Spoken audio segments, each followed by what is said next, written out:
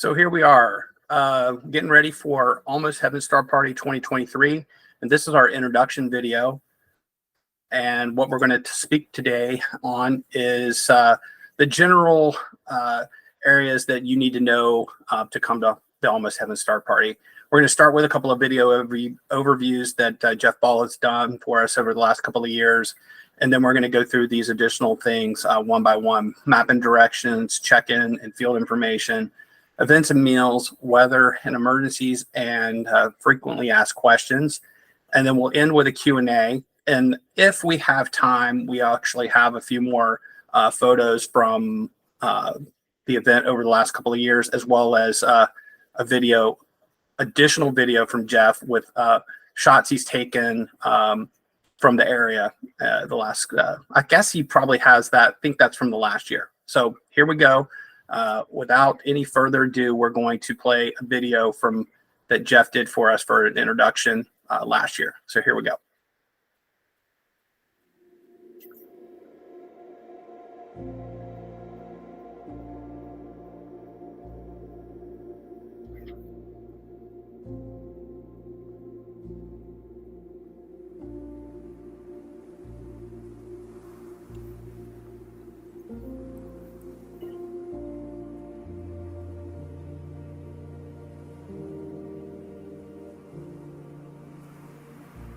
On the western slopes of West Virginia's highest peak lies a meadow, home to the Experience Learning Center and to the Almost Heaven Star Party.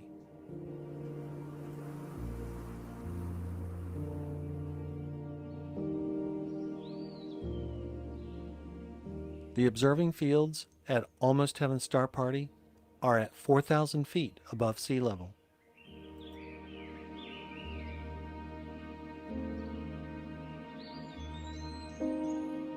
From the main yurt looking north, you take a short path to the bathhouse, which houses the restrooms and showers.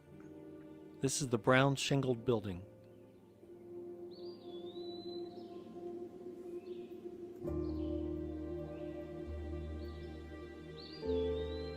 From the main yurt looking to the southwest, on the left you see the gravel driveway that splits the observing fields for the Almost Heaven Star Party.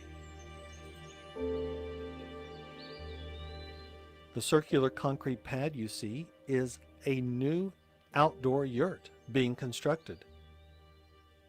We are now panning across the observing fields. The lower field you see here will house tent and car camping. The upper field will house RVs. The gravel road splits those two fields from the southern field, where it's tent camping only. The main yurt is home to our educational programs as well as all dining options.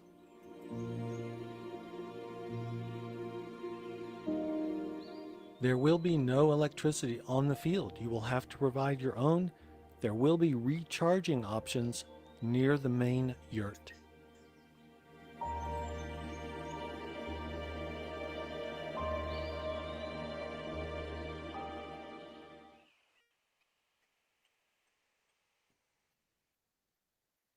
When you're coming down 33 and 28 from Petersburg or Seneca Rocks, you will see this intersection that has a signage for Spruce Knob Lake. You are not going to take that to the Experience Learning Center. This is the best way to Spruce Knob and to Spruce Knob Lake, but not the best way to the Experience Learning Center. Also, this is a great location for your one home-cooked meal option within a relatively close proximity to the summit. And this is Gateway Restaurant. And depending on how you drive the Forest Service roads, it'll be 20 or 30 minutes up and down the mountain. For most of you, all roads will lead to Circleville. This is on 28 South. So if you're coming from Franklin, Petersburg, Seneca Rocks, everything 28 South, to get to Experience Learning Center, you need to come to Circleville, okay? 28 South to Circleville, all points east unless you are south of here, but I'm thinking most of you are going to be coming from points east and north to Circleville. Remember, cell service gets real thin over here. If your GPS relies on cellular connection, it's probably going to fail you over here. I would plan on that. Also remember, gas and food are a little thin over here. You have a few Dollar General type stores, but you're not going to have what you're used to. So get what you need in Franklin, Petersburg, and be prepared for having few services, especially maybe on a weekend, Sundays. A lot of places are closed on Sundays and holidays. So just be prepared for that. Congratulations, you've made it to the turn for the Experience Learning Center. The first S curve that you come into after the Monongahela National Forest sign is where you'll find the turn to Experience Learning Center. The sign is about 2/10 of a mile. It's a great place to ride motorcycles too. The sign is about 2/10 of a mile ahead of the turn. Where those motorcycles turned is where you're turning. Let's go take a look at the road up to Experience Learning Center. We just made the turn onto Sawmill Road. There's a sign for Sawmill Road at the turn. And you can see here, we're 6 miles to Experience Learning Center. The road itself is at best 1.5 lanes wide, and it is paved for a period of time. I'll show you where it turns into gravel. It's a forest road. The gravel's in pretty good condition most of the time. It can be a little inconsistent, but most vehicles have no trouble at all with navigating the gravel portion of this road. It is not rutted deeply or have any deep potholes. So let's go up Sawmill Road. The chip and seal pavement largely ends after about 3.8 miles. It ends roughly up through there. It has some areas where it starts to break down pretty significantly. And this is what you're looking at for the Forest Service Road. For the most part, it's pretty consistent, crushed gravel, very nice, compact, easy to drive. It'll be a little dusty. Just as a FYI, this is the vehicle that I use on this trip, a Honda CR-V. So it's no problem. So we're almost to Experience Learning Center. Let's get on up to the gate. Okay, we just came up Sawmill Run, crested, and there is Back Ridge Shadows Campground on the left, and across from it is the Spruce Knob Mountain Center of Experience Learning. And this is the driveway that you're going to turn up. There'll probably be AHSP signs here. We're here in the May-June Novak weekend, but this is our access to Experience Learning Center. Don't miss it. If you're coming up at night, it's easily missed. That's why I really encourage you to give yourself plenty of time. Get here in daylight, plenty of daylight hours, but don't miss this. On the right-hand side of the road, as you come up, crest on top of the hill, this driveway is Experience Learning Center. A few ruts that you might slow down on. You cover a lot of elevation in that gravel section, so a couple of crossroad drainage ruts and some exposed sandstone that you might want to just slow down for. Okay, this is the driveway into Experience Learning Center. You can actually see the observing fields right ahead. There is no way to sugarcoat this. You are going to go slow on this road. This is actually one of the better sections. It's deeply rutted, a lot of exposed rock, and in wet conditions, you're going to be dodging some slicky mud spots, okay? But again, remember, I'm in a little Honda CR-V, and it has no problem navigating this. You're going to go about 5 miles an hour, maybe up to 10 on this driveway. But the reward is in front of you a beautiful field to observe the night sky. Let's go see where the registration tents are going to be set up. You will have taken a right-hand turn down here where you see the Experience Learning Center vehicles. You'll probably see the Almost Heaven Star Party tent, registration tent, sitting about right here when you arrive. And check in there, and congratulations. You've made it to your home for the Almost Heaven Star Party. And wherever you are here, whether you're on the upper field or the lower field, look at these views. It's just spectacular, and you can only imagine what it looks like at night as the Milky Way is traversing the southern sky. So look forward to seeing you at the Almost Heaven Star Party.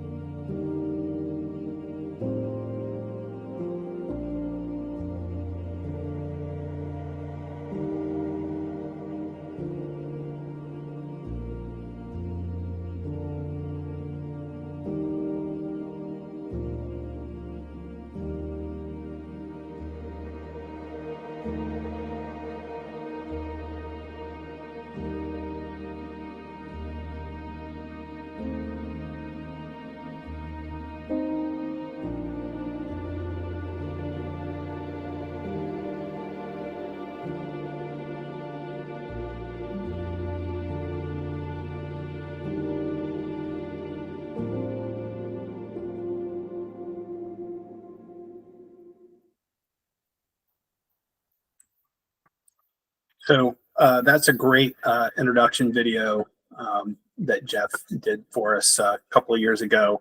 And we are adding this year a video that Jeff ran for us for 2022. And although we didn't have the greatest clear skies each and every night for the whole night, I think this is another great follow-on video to provide before I get into the details of the individual little items. So here we go.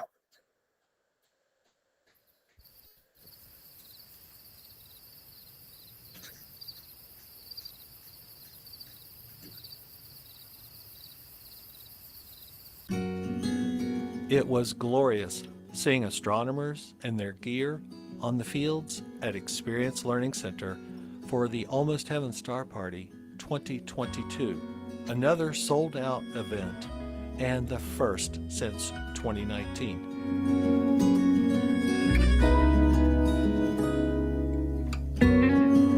The new outdoor yurt at Experience Learning Center served our purposes wonderfully for meals, presentations, and camaraderie.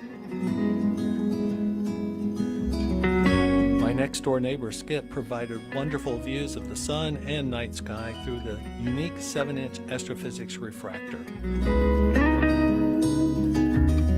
Special shout out to another neighbor, Saeed, for sharing his wine with me during the evening. This is the subject of my next video, the Harmonic Drive AM5 mount. Each night had usable windows of clear skies, but we never quite had that full clear sky night during the entire Star Party. I have supplemented the Almost Heaven Star Party data with legacy data, also taken from Spruce Knob. We were treated to spectacular solar activity, as well as spectacular sunsets. Always go to the mountains when you have the choice.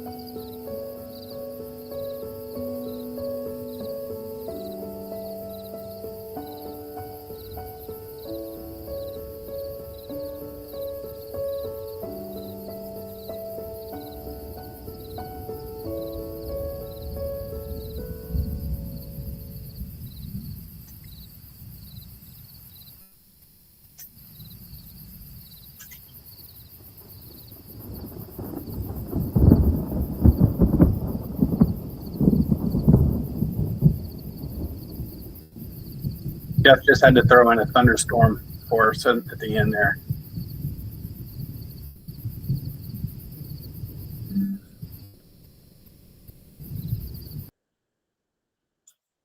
So, Jeff, I want to throw out a nice shout out to you here. Really couldn't be doing these videos without the wonderful footage you've had done for us in a couple of years. If you just joined us, please mute. I'm going to go through the rest of the slides pretty quick to try to get to the Q&A. I think most of the information and questions are going to come from the direct links that I have on each one of these slides. The last year we provided all of the packet information up front before the event, and I want to state right up front, I've already done all the packet information for this year. It's actually on the site right now.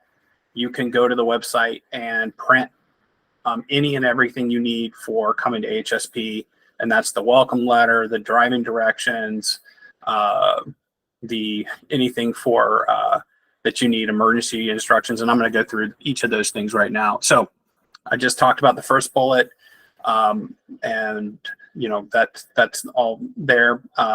And you know, as far as Jeff talked about the directions and you know the specific locations and the turnoff, I think we specifically most folks I think come from the area in which a lot of us live is from the Northern Virginia area, and I guess one of the things we've always talked about is the small town speed traps, and I actually put them in parentheses because I, for some reason, always get the Ville, Field, and Berg mixed up. So we start off with Wardensville. I think we have 25 mile an hour in all three of these towns, and you should absolutely adhere to those. If they drop from 55 to 35 to 25, you need to be doing it when you hit those signs. I don't know how many times I've seen police in those areas. I go up probably an additional 2 to 3 times every year besides for the Star Party, and they absolutely all are definitely running speed traps. Wardensville is probably the worst, if I had to say that, but it is true. I don't know if you've not been before. And you know that obviously this is the 101 video for HSP. It's you know nice to know that there's the past Wardensville, you hit the West Virginia Superhighway before you get to Moorfield. I think one of the details we have in one of the pages is specifically about Moorfield. If you're planning your stops and you need to stop for groceries or gas, then you want to stop in on the main exit from Moorfield. The directions on our website have that information. Make sure you read that specifically. There are more scenic ways before and after to theoretically get there, but I really recommend you go through Moorfield directly. I don't know the exit off the top of my head, but it is in our directions page, which is linked down below. As Jeff mentioned in his video, the registration tent, as you take that final bend around through the middle of the 2 fields, will be on your right-hand side. There'll be signs up and down the road from the entrance on, as he mentioned, and the registration tent will be on your right. Now, if you're one of the folks that are in an RV, you can park your RV and then walk over to the registration tent. We recommend that. It's easier than trying to make the bend around the registration tent and then back to the field. But for the most of us that are either going to the green or to the yellow or red lots, yellow being car camping and red being tent camping with your vehicle away from you after you've dropped off, we recommend that you just go get check in, get your lanyard, get your tickets, any apparel that you've bought, and then head on out. Following that up after the lot choices, I think I just went through those. There'll be medical kits and communication capability at the main, at the registration tent. And in that vicinity at night, there will also be. So there's med kits in both fields, actually in all 3 fields. They are marked with signs. And there will be a specific walkie-talkie that works on the frequency that the EL staff use and manages, that you can use from those particular spots on the field to communicate with them in case of an emergency. And we'll talk a little bit more about emergencies in a minute. There's porta-johns in every field, and there's now one down right below the new yurt that was built that's in the open field, which is a really nice addition. There's battery stations, as Jeff mentioned. Pickup is right after breakfast time, so around the 9 o'clock. Will be two pieces of plywood that'll be also signage around them. They're usually around where the porta-johns are. There'll be one by the registration tent and one by the set of porta-johns just along the road, usually on the yellow side. I don't believe we had one by green last year. So basically you go down, you put them on those locations, they get hauled down. You're responsible for going down and plugging them in and hooking them up. And then right before dinner time, you should unhook them because they'll be hauled back up to those particular spots that they were removed from for you to haul back to use at night. So there are always a lot more questions, specifics about the battery charging, and that's fine. We can talk about that in Q&A, and I believe there's some more information about it on the website.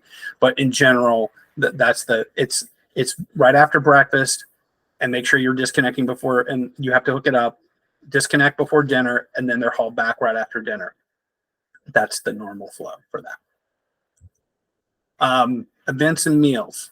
Event schedule, again, I mentioned that all the materials are available. The event schedule is up and available. It could change, but it is exactly what it is. As of today, it's up. And there's also an online version. So if you're a person that likes to look at it electronically, you can actually look at it in multiple views electronically. If you are doing on-site events or off site events like Green Bank or the railroad, specifically, where do you need to be? Well, there is a sitting area down along the deck, and either a person that's running it from Novak or a person that's running it from Experience Learning, depending on the event, will be standing there before each event. Now, there's specific information for each one of those, Green Bank, Railroad, specifically, that we will probably most likely email out before the event. So you have that information that includes driving directions on how to get there. So you know exactly what to do before you come to AHSP for the first time and have to ask those questions. Sometimes people don't sign up for things. Sometimes people sign up for going that don't go. And in those cases, there's theoretically possibility of you being able to go. And in that case, you would show up at the location, the meet location on the deck, and say, hey, I'd like to go if somebody else doesn't go. Now, that doesn't only works for the events that the EL are running, like the hike or the caving. The offsite events like Green Bank or Railroad, you may be able to get in for Railroad, but you definitely can't do that for Green Bank, whether it's the tour or the overnight, because those require you to have filled out some forms before going to the event.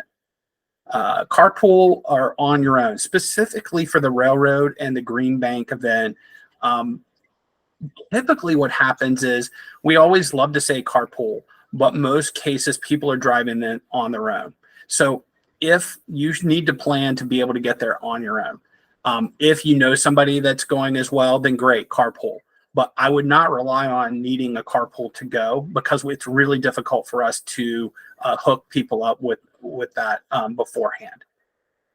Meals. I think I say food for thought. The meals schedule is the same as last year and has been for a while. It is actually updated and on the website, so you can look at the food menu off the website today. Now, it could change, but there are a couple small minor changes from last year's HSP, but for the most part, it's the same. I think it's still lasagna. We're having spaghetti and meatballs one night. I believe, trying to think, I think there's BLT sandwiches instead of cold cuts that very first day. So those are a couple of the changes that we have in store for this year. And I believe there's a couple of dessert nights on a couple of nights as well, which is great. Weather and emergencies. As Jeff pointed out, if you haven't been, or if you need to be told and you have been, the place is absolutely amazing, right? It's a great location. We've all got great stories. I went up in July, had a couple of thunderstorms, reminded me why we don't do AHSP in July, which is a big laugh and joke for us all. Great time. But as Alex will talk about in the 3 o'clock presentation today, you got to be prepared for camping up there. So I won't say too much more about that, but I had my own adventures a couple of nights in July this year, and not the first time, and probably won't be the last. Colder than you think, microclimate. Basically, Spruce Knob Mountain Center is sitting in a valley between two ridges. If you look at the weather forecast for around the area, always think 10 degrees cooler. But in general, what I like to mention is that, and I know Alex is probably going to go through this a little bit. I like to bring, like I'm going to an event in the winter, and I like to bring stuff like I'm going to an event in the summer, because you could experience all of that climate. And if you're standing, visually observing at night, binoculars, laying back, sitting in chair, you're going to be cold at night. Your feet specifically, and it radiates through you. So colder than you think. Also, the weather can be absolutely crazy. It can look like it's going to thunderstorm and not. You may not even hear it. We've seen storms come over the Western Front that we didn't see coming. And I would just mention that always get in your vehicle if there's a thunderstorm. If you're away from your vehicle, then come down to the yurts. Don't stand out in the field. Who and how to contact an emergency. Now, I mentioned that at the registration tent, and across from that where the porta johns are, there will be medical ability, I think, boxes there with the radios. You can use those to contact the EL staff who are trained in field emergency management, and they will be there for you. Now, if you have an emergency that you need to relay to home, there's a phone down in the yurt that you can use as well. If you have a phone that's capable of doing a call over Wi-Fi, you have that ability down at the yurt, since there's Wi-Fi capability. And that information for Wi-Fi is printed in a few locations, and we usually put it on the window as well as the TV screen that we have over the inside yurt. Again, I want to mention, print the emergency information that's linked here below. As well as I have a link to the weather page. The weather page has changed a number of times over the years, depending on what API capability is being provided by the services. But currently, I believe it has the weather station there, plus, that published that we have on site, as well as the local weather. And I believe that we have the cloudy skies information there. I'm always playing with trying to make that weather site better. So if anybody has anything for future, let me know. Again, the emergency plan link is there. I recommend you print that. It's got the location of the closest hospitals and emergency medical facilities in case something comes up. Frequently asked questions, accommodations, event information, observing conditions and rules. Now, there's a lot of information on the frequently asked questions page.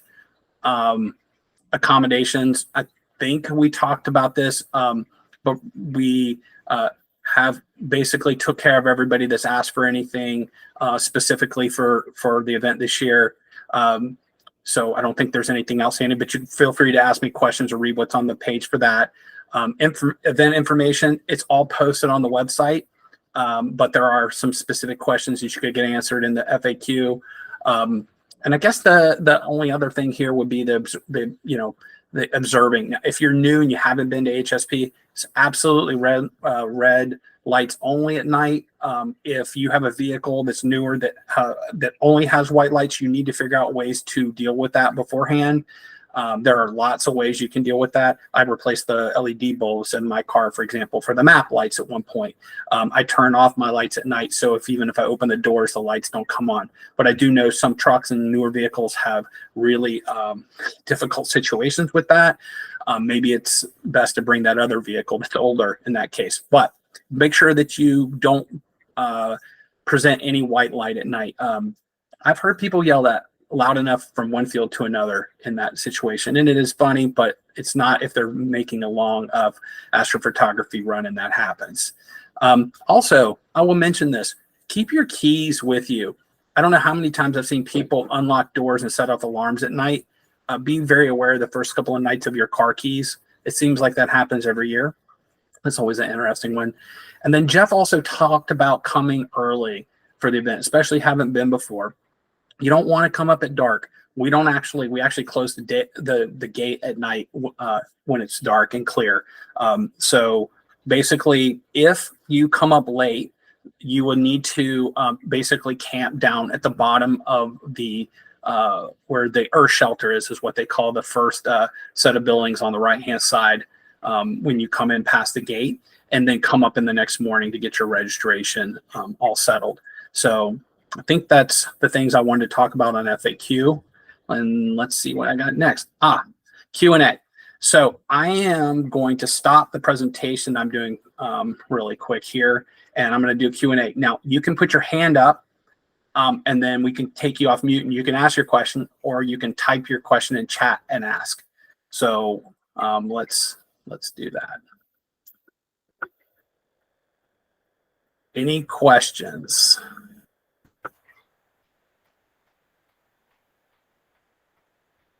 Anybody want to come off mute and ask a question? Here we go. Tom Frazier. Go ahead, Tom. Hey, Chris. Hey. So I signed up for the Green Bank tour, not the overnight, but just the Yes, day sir. tour. You mentioned there was like a form or something we needed to fill out. I think, yeah. So Jackie, if you signed up for that, Jackie should have sent us a follow-up email for that tour. You know, they've been changing what they're required to do. They were requiring for the tour, because our tour is special. It's not the same one you can do as a public. It goes behind the scenes. So if you email me, if you want to email me, I'll make sure that you have that and you can fill that out. But yes, there is a form to fill out for that. Great. Because I signed up back in May. Yeah. And yeah. I may have filled it out and forgotten all about it. But they have ITAR since it's government. They're still doing their government funded still or something. Yeah. So they have ITAR information. Yes, sir. What else? And as I understand it, cameras, only like a film camera would be allowed. You can't use your camera on your phone or a digital camera or anything like that. Yeah, they have very specific information on their website, but yeah, that is generally, it's just film. Okay. They do have one location you can take your camera, regular, electronic camera to, and take pictures from a distance. After that, you got to turn everything off. Good to know, Bob. So yeah, I think I remember they do have but it's far away. So it's pretty far away, but they do allow, you can get a distant shot of the main dish there. Yeah. Anything else, Tom? Good. Okay. Who's next? Anybody else? I had a question, Chris. You're not allowed. You've been too many times. Yeah, I know, but do you know how late they're going to hold breakfast open to? It's 8 to 9 every day. We're not. Okay. That's not going to change, and I think that it's the reason is because the staff have to prep for lunch.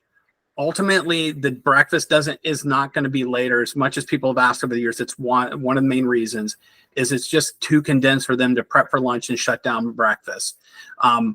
It starts at 8 and goes to 9. There's 200 people. We'll have about 115 people, I think, on the max day signed up for breakfast, lunch, and dinner on the core days. And I think that it will be open till 9, but it won't go past that, Bob. Okay, thanks. There are snacks. Now, we didn't have snacks until I think a year ago, but there are some snacks. So, if you're having a hell of a night, right, and you're observing all night, or you've been up doing astrophotography, yeah, you may miss the meal, but you won't starve to death. I think there will be some food around to be had.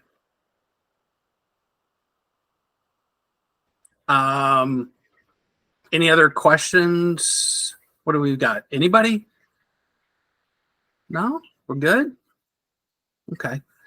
All right. So it is 2:40. Got a little time, so I'm going to go back and present again. I'm going to show a few more images, and I don't want to butcher this, but I think it's the Monongahela National Forest video. Go ahead, Terry. Monongahela. Monongahela. So I'm Monongahela. going to show that, and I think Jeff, will end up on Jeff's video.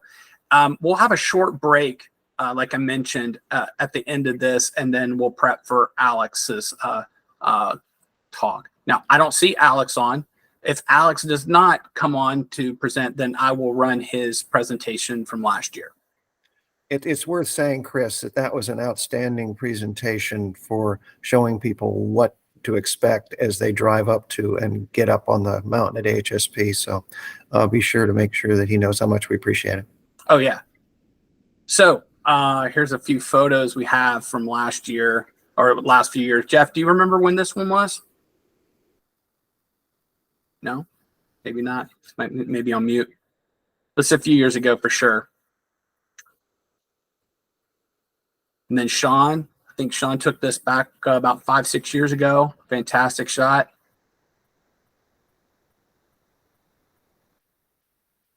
Mike Lesnick and his brother Steve used to come all the time. Both great guys. Thunderstorms on the horizon in the south with the Milky Way above. Fantastic shot. And then Tom Kennedy, one of our original guys coming up doing astrophotographer, fantastic guy, North American and Pelican Nebula. Steve Burt, he's been coming for many, many, many years. One of my favorite daytime shots before they added the third yurt down below on the left. But early for fall colors, I'd imagine this was probably early September, late August star party, maybe that year. And then here's the video. I believe I have this starting at the 4-minute mark. If you happen to catch this video on Jeff's website, there's a lot of technical information about his setup and how what he did to prep for this. So here we go.